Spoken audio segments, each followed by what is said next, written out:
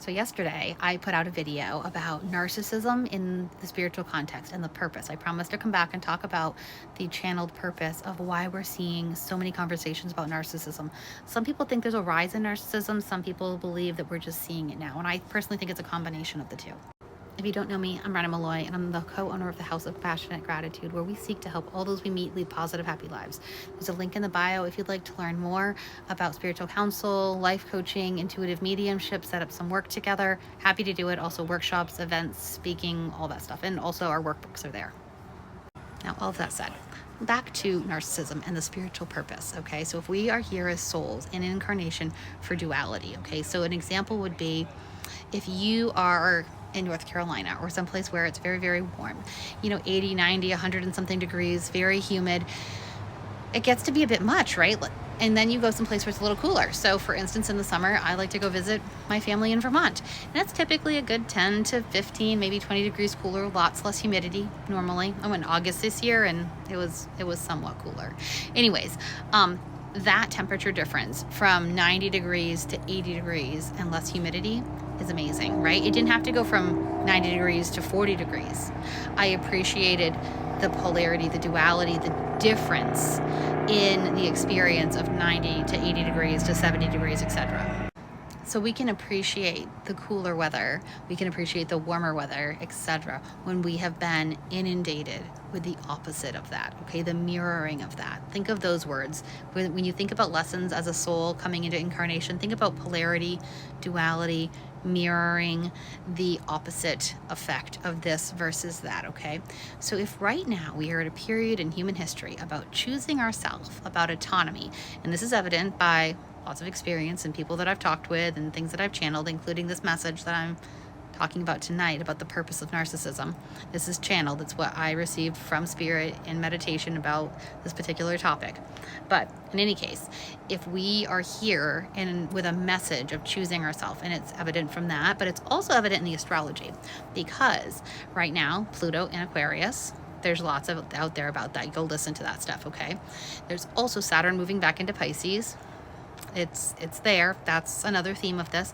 And if you think back a little bit farther, before the North and South Node were in Pisces and Virgo, they were in Aries and Libra. And again, if you listen to my other videos, I talked about the me versus the we.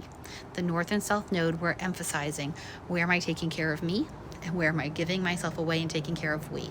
And this is not about selfishness. This isn't about saying, hey, you take care of yourself and I'm going to take care of myself and we don't help each other. No. That's like hyper independence. Like, we're not doing that. That's not what we're saying. What we're saying is fill your cup first, okay? Put your own mask, your air mask on the airplane on first, right? We have to do these things. And we have spent a couple thousand years at least with a message of martyrdom, okay? Of service and sacrifice. Now, those are important. Taking care of our community, building strong community, service, sacrifice even, serving others, giving to others. These are all very, very important elements of a healthy spiritual path and our soul purpose here on earth. But also as a collective, we have spiritual purpose individually and collectively about choosing ourselves, choosing this incarnation, honoring the I and the I am. That's part of this lesson, because at the soul level, we're all connected, right? We're all one consciousness, all of that stuff being true. Then when we come into the individual experience, like this meat suit, right? This is me, and I am physically separate from you. Maybe not at the soul level, all collected, that's fine. But at the human physical level, I am separate.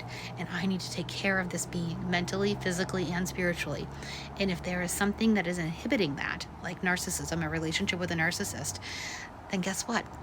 I am not reaching my full potential as I'm being stifled by someone else's physical actions, words, experiences here as well, right?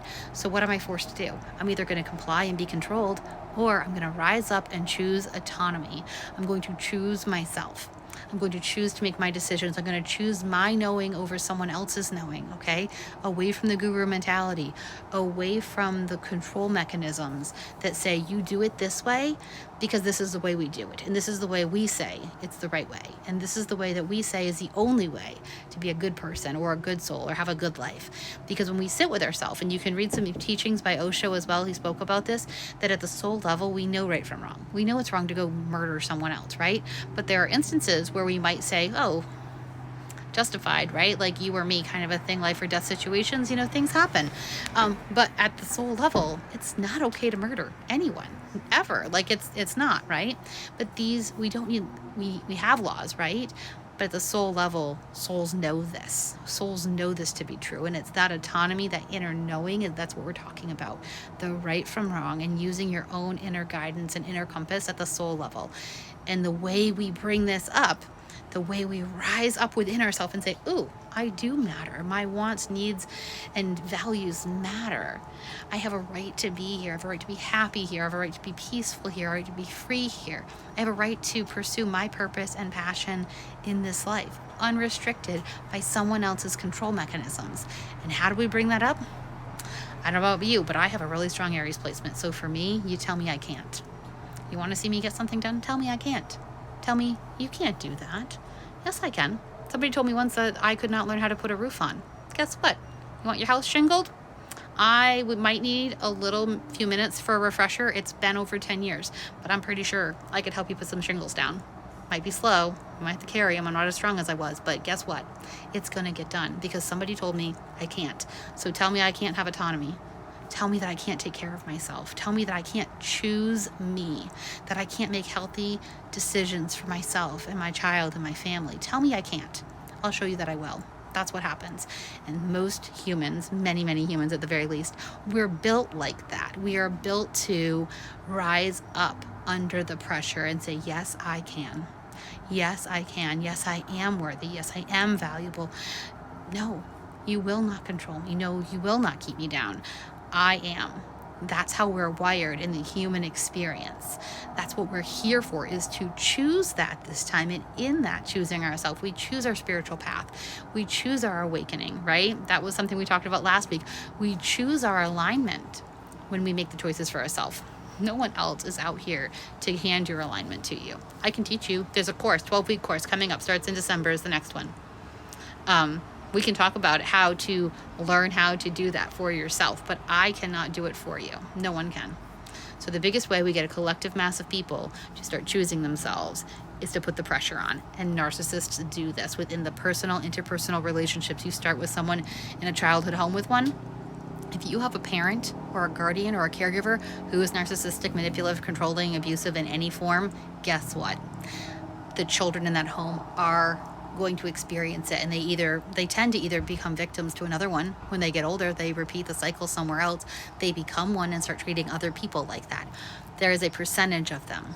There's a percentage of them that will see that. They'll know that and say, I'm not going to be a victim and I'm not going to be a perpetrator. I'm going to heal this and I'm not going to do that. It usually also takes distance from that parent.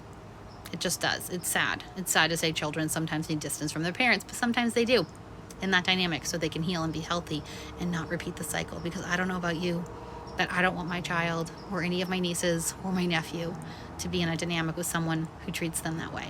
And I don't want any of them to treat anyone else that way either. So we have to stand up and we have to choose to not be in those relationships. And those people, if they're not truly clinically narcissistic, right, maybe they can grow and change. But what it takes is them putting the ego aside and really reflecting and mirroring for themselves and going on that healing journey. But they're not going to do it for you. No one changes, in my opinion. No one changes for anyone else. Sustainable change comes from within because you choose to make it. And that is one of the pivotal challenges with true narcissism, is they can't have that reflection to say, I'm the problem here and I need to work on this with me. That's just what it is.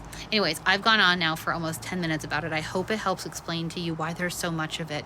It is not a mistake. It looks selfish, it looks horrible, and it's painful if you're in it. But I'm telling you, choose autonomy. Get out of those situations. I'm going to put in the comments section here a website and an 800 number if you are in a dangerously abusive situation and you need some help. I want you to call that number, okay? Get some help if you need it from those kind of dynamics. There are local resources as well, depending on where you live. But if that's what you need, reach out and get that for yourself. If it's not that, and this is the head game, mind game, and you're not in physical danger or violence, but you'd like to have a session or some coaching to talk about it, link's also in the bio, okay? We'll talk soon. Have a great night. I hope this helps.